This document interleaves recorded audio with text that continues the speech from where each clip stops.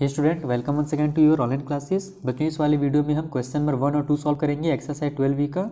और हमेशा की तरह मैं आपको बता दूं कि मैंने जो प्रीवियस वीडियोस बनाए हैं उनका लिंक और जो मैं नेक्स्ट वीडियोस बनाऊंगा उनका लिंक आपको नीचे डिस्क्रिप्शन बॉक्स में प्रोवाइड करा दूंगा। खास करके आप इंट्रोडक्शन वाला चैप्टर जरूर देख लेना, यानी कि इंट्रोडक्शन वाला जो मैंने वीडियो बनाया है ना इस चैप्टर का, वो जरूर देख लेना, क्योंकि वहाँ पर आपको डिटेल में मैंने समझा दिया है कि डायरेक्ट प्रोपोर्शन है ना और इनवर्स प्रोपोर्शन में बेसिक जो डिफरेंस है वो क्या है, ताकि आप क्वेश्चन देख करके कभी कंफ्यूज मत हो कि उसे किस फॉर्मूला से बनाना है। अगर आप वो वीडियो देख लोगे ना तो कभी कंफ्यूज नहीं होगा, यानी आपको समझ में आ जाएगा कि इसमें हमारा डायरेक्ट प्रोपोर्शनल वाला फॉर्मूला लगाना है या इनवर्स वाला। ठीक है, तो आइए स्टार्ट करते हैं। क्वेश्चन नंबर हमारा जो 12B का फर्स्ट वाला है, इसमें क्या दिया गया है कि observe the table given below and in each case find whether X and Y are inversely proportional. यानी कि ये टेबल देखिए इन सभी को और बताइए कि जो एक्स और वाई है वो इनवर्सली प्रोपोर्शनल है कि नहीं है। तो ये कैसे होता है? देखो, डायरेक्ट प्रोपोर्शन वाले हम क्या करते थे, डिनोमिनेटर और न्यूमरेटर को आपस में डिवाइड दे करके चेक करते थे, है ना, कि अगर सभी का डिनोमिनेटर और न्यूमरेटर अगर सेम आ रहा है तो वो हमारा डायरेक्ट प्रोपोर्शन में था। इनवर्स वाले प्रोपोर्शनल में क्या होता है, जस्ट उसका अपोजिट, डिवाइड का अपोजिट क्या होगा, मल्टीप्लाई होगा। तो हम यहाँ पर क्या करते हैं, इन दोनों को मल्टीप्लाई करते हैं, एक्स और वाई का। अगर सभी का सेम टू सेम आता है ना, इसका मतलब कि हमारा क्या होगा, इनवर्स प्रोपोर्शनल में होगा। जैसे 6 9 हमारा कितना हो जाएगा, तो 6 9 हमारा कितना होता है, ये 54 होता है। ठीक है, तो इन दोनों का मल्टीप्लाई किया हमने तो 54 आ गया। अब इन दोनों का मल्टीप्लाई करो तो कितना आ जा रहा है हमारा, ये दोनों आ जा रहे हैं हमारे 150। इन दोनों का मल्टीप्लाई करो तो अलग आ जाएगा, इनका मल्टीप्लाई करो तो अलग आ जाएगा, यानी कि सब जो है आपस में अलग अलग है, डिफरेंस है।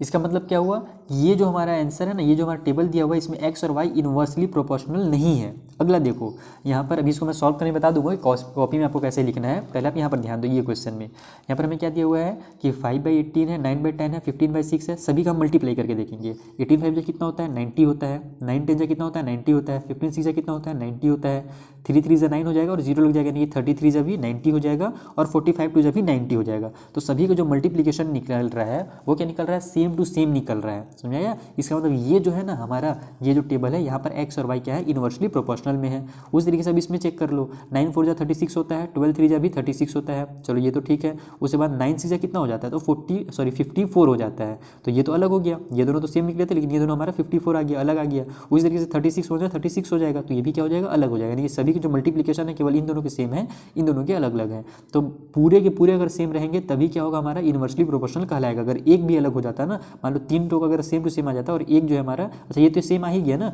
36 हो जाए 36, इन लोग का भी 36 था, इसका भी 36 था, तो ये तीनों हमारे सेम आ गए, लेकिन ये वाला जो है हमारा बीच वाला ये अलग हो गया, तो भी ये हमारा इनवर्सली प्रोपोर्शनल नहीं कहलाएगा। अगर एक भी अलग हो जाता है तो इनवर्सली प्रोपोर्शनल नहीं है। अगर पूरे के पूरे सेम रहते तब वो हमारा इनवर्सली प्रोपोर्शनल कहलाता है। ठीक है, ये चीज़ तो आपको समझ में आ गया होगा। अब इसको लिखना कैसे है, आइए एक आध क्वेश्चन में मैं आपको समझा देता हूँ। चलिए मैं आपको थर्ड वाला ही समझा देता हूँ। यहाँ पर आपको इस तरीके से लिखना है, क्लियरली हम जानते हैं, यानी कि हमको साफ साफ दिख रहा है, अगर हम x का और y का मल्टीप्लाई करते हैं, यानी कि जो x के वैल्यू दिए गए हैं और जो y के वैल्यू दिए गए हैं, तो हमारा कितना हो जा रहा है, 9 × 4 होगा पहला वाला में, तो कितना आ जाएगा हमारा 36 आ जाएगा। वो इक्वल है किसके, 3 × 12 के, ये कितना आ जाएगा हमारा, ये भी 36 आ जाएगा। और लास्ट में हमारे पास जो 36 है उसका भी 36 मल्टीप्लाई अगर हम 1 करते हैं तो 36 आ जाएगा। लेकिन अगर हम लोग 6 मल्टीप्लाई, यहाँ पर आप लिखोगे बट इफ़, अगर हम लोग क्या करते हैं 6 का 9 से मल्टीप्लाई करते हैं तो वो 54 आता है। तो हमारा ये क्या आपस में इक्वल नहीं है, यानी कि 9 × 4 इक्वल है 3 × 12 के, वो इक्वल है 36, यहाँ पर इक्वल का साइन लगेगा, यहाँ पर भी इक्वल का साइन लगेगा, इक्वल है हमारा 36 × 1 के।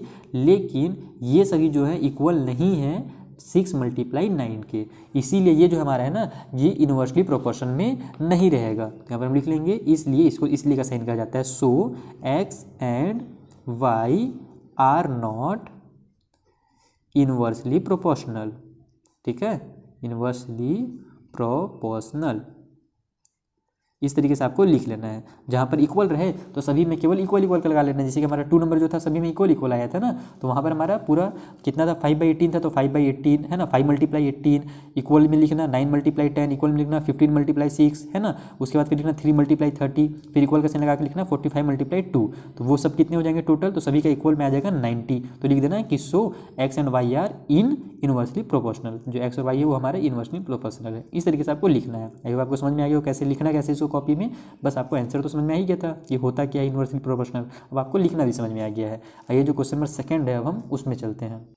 देखो क्वेश्चन नंबर 2 क्या है, इफ़ एक्स और वाई जो है इन्वर्सली प्रोपोर्शनल है, यानी कि ये जो हमारे एक्स और वाई है ना इन्वर्सली प्रोपोर्शनल है, तो बताइए कि x1 का वैल्यू है ना, x2 का वैल्यू ये वाला, y1 का वैल्यू ये वाला है ना, एंड y2 यानी इस वाले का वैल्यू जो होगा वो कितना होगा।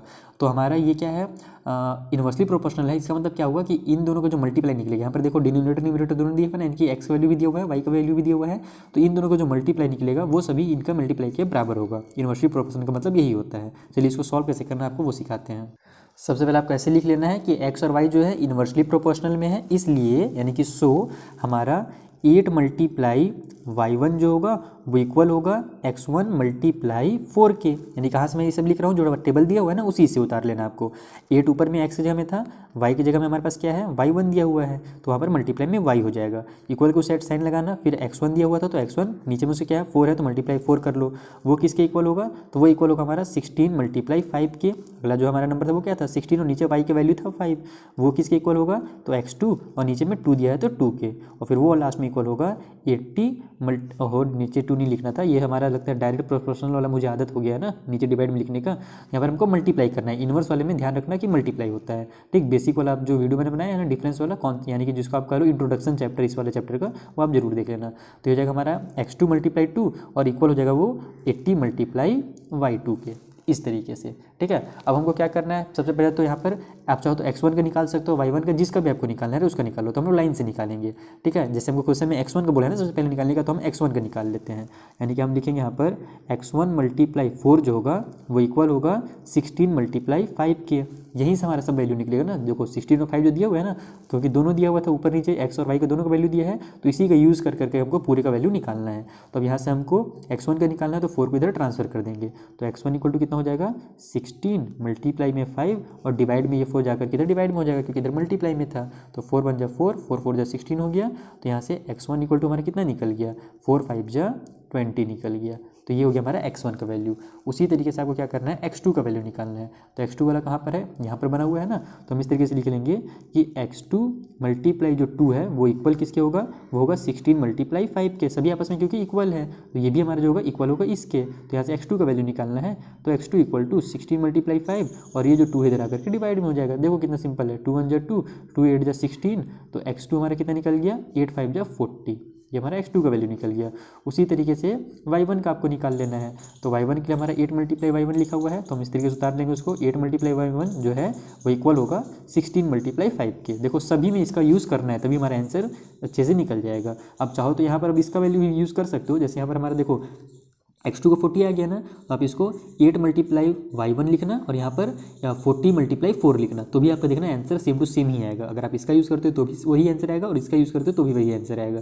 बस आपको लेकिन ये पता होना चाहिए कि ऊपर और नीचे दोनों का वैल्यू कितना है, ठीक है। तो यहाँ पर अब हमको x1 का भी पता चल ही गया, 20 पता चल गया है, ठीक है। x2 का वैल्यू पता चल ही गया, 40 पता चल गया है। तो अब आप इसका अगर छोड़ भी देते हो, इसको अगर आप यूज़ नहीं भी करते हो, जैसे मैं यहाँ पर इसी को यूज़ कर रहा हूँ, अगर आप इसको यूज़ नहीं करते हो यहाँ पर आप इन दोनों का वैल्यू लिखते हो, तो x2 मल्टीप्लाई 2 कितना है 40 मल्टीप्लाई 2 हो जाएगा, तो हमारा 40 मल्टीप्लाई 2 भी लिखोगे ना तो भी आपका आंसर देखना सेम ही आएगा, ठीक। चलिए हम लोग निकाल लेते हैं सेम, अभी इसी का वैल्यू को यूज़ कर लेते हैं, तो हो जाएगा हमारा y1 equal to 16 multiply 5 divide में 8, तो हो जाएगा 8 1 जा 8, 8 2 जा 16, तो यहाँ से हमारा y1 कितना निकल जाएगा, ये हो जाएगा 5 2 जा 10। देखा कितना सिंपल था। अब एक y2 बच गया है, चलो उसको अब अपने में छोड़ देता हूँ, आप खुद से निकाल लेना। 80 मल्टीप्लाई y2 लिखना, इक्वल के उस साइड में 16 मल्टीप्लाई 5 लिख लेना, और फिर y2 निकालने के लिए 80 को नीचे ट्रांसफर कर देना डिनोमिनेटर में, और फिर उसको कट करके आपका आंसर जो होगा सिंपली आ जाएगा। Is that clear. तो यहाँ पर से आप y2 का वैल्यू खुद से निकाल लीजिएगा। कुछ क्वेश्चन मैं आपके लिए छोड़ देता हूँ, कुछ क्वेश्चन क्या बहुत ही सिंपल से क्वेश्चन छोड़ दिया हूँ। अब मिलेंगे नेक्स्ट वीडियो में, जहाँ पर मैं आपको जो आगे के क्वेश्चन है ना वर्ड प्रॉब्लम्स उनको सॉल्व करना सिखा दूंगा। Thank you for watching.